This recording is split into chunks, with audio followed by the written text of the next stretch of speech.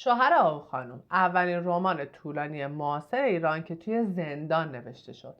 داستان مرد 50 ساله خشک مذهبی که عاشق زن 30 سال از خودش کوچیک‌تر میشه و به پای این عشق همه چیزش رو از دست میده. جالبه که وقتی این کتاب نوشته شد هیچکس حاضر به چاپش نبود، چون اولا کتاب بسیار قطور بود، دوما نویسندش ناشناس بود، سوما تازه از زندان آزاد شده بود و زندانی سیاسی هم بود. به خاطر همین نویسندش مجبور شد که از جیب خودش کتاب رو چاپ بکنه و جالبه که کتاب تو سال 40 تبدیل به رمان برگزیده سال شد. کتاب شوهر آهو خانم نوشته علی محمد افغانیه که بین سالهای 1333 تا سال 1338 توی زندان نوشته شده.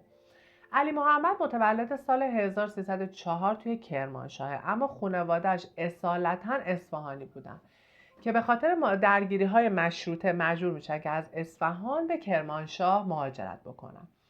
علی محمد بعد از اینکه دبیرستان رو تموم میکنه وارد دانشکده افسری میشه و بعدش بورس میگیره و به آمریکا میره و اونجا با ادبیات و رمان آشنا میشه. بعد از سقوط محمد مصدق، علی محمد به خاطر اینکه توده‌ای بوده به زندان میفته و اونجا شروع به نوشتن کتاب شوهر آهو خانم میکنه. توی خاطرات خودش هم میگه که من چون نوشته هامو بررسی میکردن مجبور بودم که یک کتاب دیکشنری جلوم باز بکنم تا همه فکر کنن که من دارم یک کتابی رو ترجمه میکنم، نه اینکه دارم یک کتابی رو مینویسم. همونطور که گفتیم بعد از اینکه از زندانم آزاد شد هیچ انتشاراتی حاضر به چاپ کتابش نبود، مهمتر از همه به خاطر اینکه یه زندانی سیاسی بود و ممکن بود برای هر انتشاراتی یه سری تبعات داشته باشه و علی محمد با هزینه خودش کتاب رو چاپ کرد و کتاب به قدری معروف شد و نویسنده های مختلف نقد های مثبتی راجع به کتاب نوشتن که به علی محمد لقب تولستوی ایران داده شد.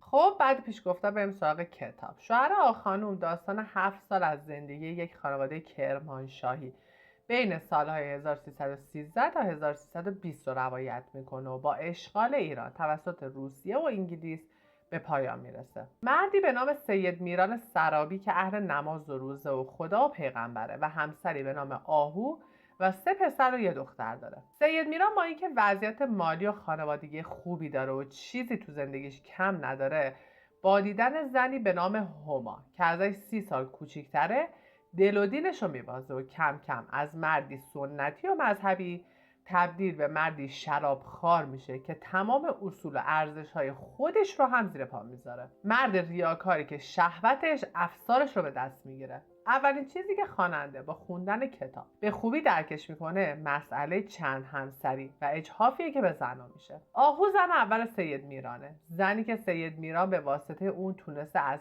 فقر به ریاست صنف نونوایی برسه و برای سید میران 4 فرزند آورده. اما حالا که زندگی سید میران از آب و گل در اومده پشت به اون زن کرد و افسارشو به دست زن دومش داده و فیلش یاد هندستون کرده. ظلمی بزرگ در حق آهو که هیچ قانون و عرف و شرعی هم مانعش نیست. آهویی که همه تلاشش رو برای به ثمر رسوندن خانوادش کرده الان دستش به جای بند نیست و تو جامعه مرد سالاری که قانون هموار طرف مرده مجبوره که بسوزه و بسازه. نویسنده به زیبایی تونسته حالات و افکار و احساسات زنی که بعد از سالها زحمت در حق خانواده پست و خوار شمرده میشه رو بیان کنه. علاوه بر این همونطور که گفتیم داستان تو دوران رضا شاهه، دورانی که رضا شاه داره تلاش میکنه ایران رو مدرن کنه، اما این مدرن شدن فقط در ظاهر اتفاق میفته، دقیقا مثل سید میران که از درون فرد سنتیه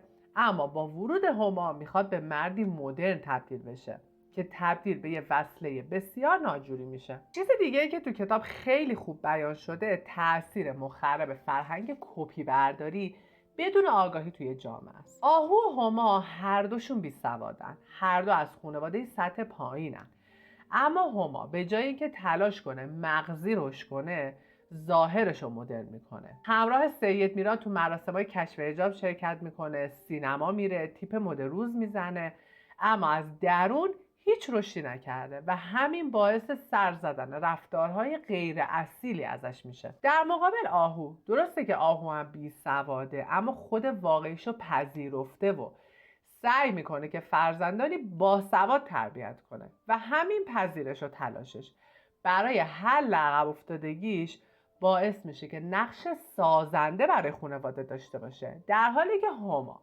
با کپی برداری بدون آگاهی نقش مخربی برای خانواده داره. این بود لایه ظاهری کتاب، اما کتاب علاوه بر این لایه‌های درونی تری هم داره. همزمانی ورود هما به زندگی سید میران با اصلاحات رضاشاهی و خروج هما از زندگیش با عزل رضاشاه که میتونه شخصیت‌ها رو نمادینم بکنه که در ادامه توضیح میدیم. سید میران میتونه نماد دولت مردای ایران باشه، آهو نماد قشر روشنفکر و دلسوز جامعه، هما نماد کشورهای استعمارگر و فرزندان خانواده نماد نسل جدید جامعه هستن. سید میران زندگی خوبی با خانواده‌اش داره، یعنی دولت مردا اگر با قشر روشنفکر و دلسوز جامعه همراه بشن میتونن جامعه خوبی داشته باشن. اما اغواگری‌های هما چشم سید میران رو کور میکنه و افسارش رو به دست هما میده و پشت به آهو میکنه.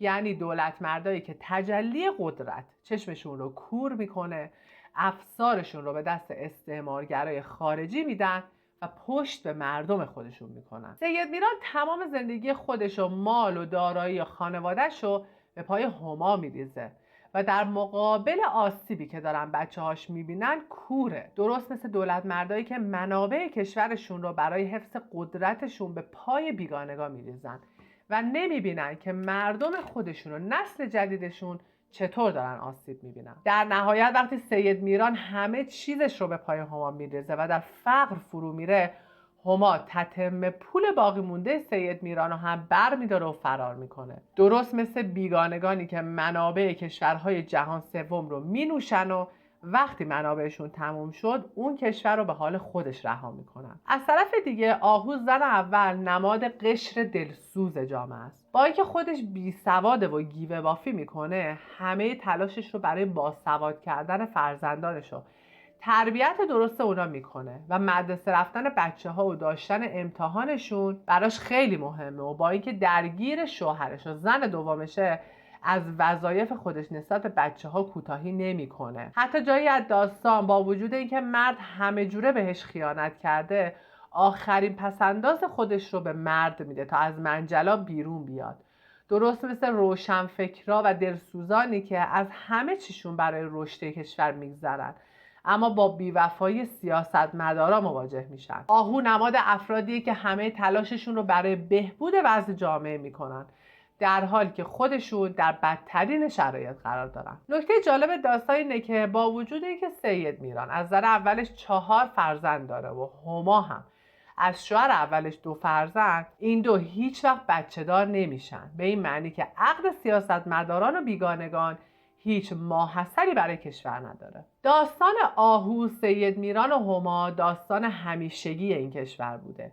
ایرانی با دولت مردانی ضعیف و وابسته که پشت به خواست مردم و رو به خواست بیگانگان کردن و به جای تکیه بر مردم خودشون و تلاش برای رشد اونها و نسل جدید بر بیگانگان تکیه کردن و سرمایه ایران رو نابود کردن. فارغ از هر سلسله‌ای هیچ وقت یاد نگرفتن که حرفها و خواست مردمشون رو بشنون و نتیجه همه اینا شده نابودی کشور. سیاستمدارانی که چشمشون رو روی علائم نابودی یک کشور مثل مهاجرت گسترده جوانان، عدم تمایل زوجهای جوان به فرزندآوری، مشارکت زیر 40% مردم در انتخابات و غیره که همگی گواه بر ناامیدی مردم و هشداری برای نابودی بستن. اما آیا روزی خواهد آمد که سیاستمداران گوش شنوایی برای حرف مردم داشته باشن؟ امیدوارم که از خوندن این کتاب نسبتاً طولانی و دلچسب لذت ببرید. تا ویدیوی بعدی، خدا نگهدار.